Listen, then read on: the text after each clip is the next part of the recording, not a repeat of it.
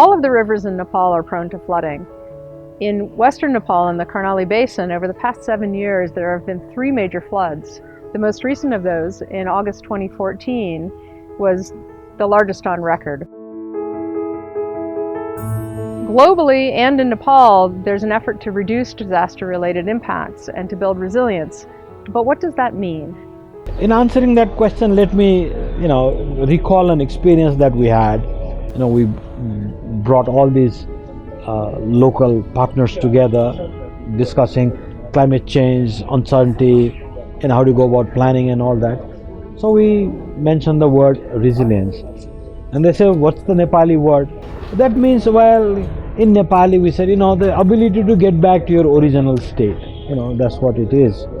That's what, at least, we explained it to them, and then they sort of kept thinking for a while, and they said, going back to the original state means going to the state that we are currently in. That means we have no roads, we have no electricity, we have no water, we have no health, we have no this, we have no this, we have no this. So does resilience mean going back to this, state of having nothing? Is that resilience?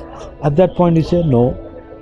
So much of the focus in the Karnali Basin has been about rebuilding infrastructure, but resilience is about much more than just building back infrastructure. It's about people, their needs, and the legal and cultural norms that enable them to thrive. It includes strengthening all aspects of the disaster management cycle: risk reduction, response, and recovery. In each of these elements, we need to consider how to build local capacity and how to build policy incentives that enable action. Ultimately, the goal is to better position Nepal to handle all future disasters.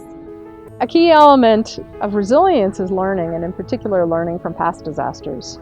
ISET-International, ISET-Nepal, Practical Action, and the Zurich Flood Resilience Program traveled together to the Karnali Basin to talk with key stakeholders involved in the flood and understand what they learned.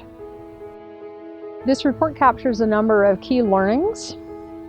Among those, for example, is the early warning system. It started in about 2009 by Practical Action working with local communities. It was without question a success in the 2014 floods. Everyone we talked to said it saved lives.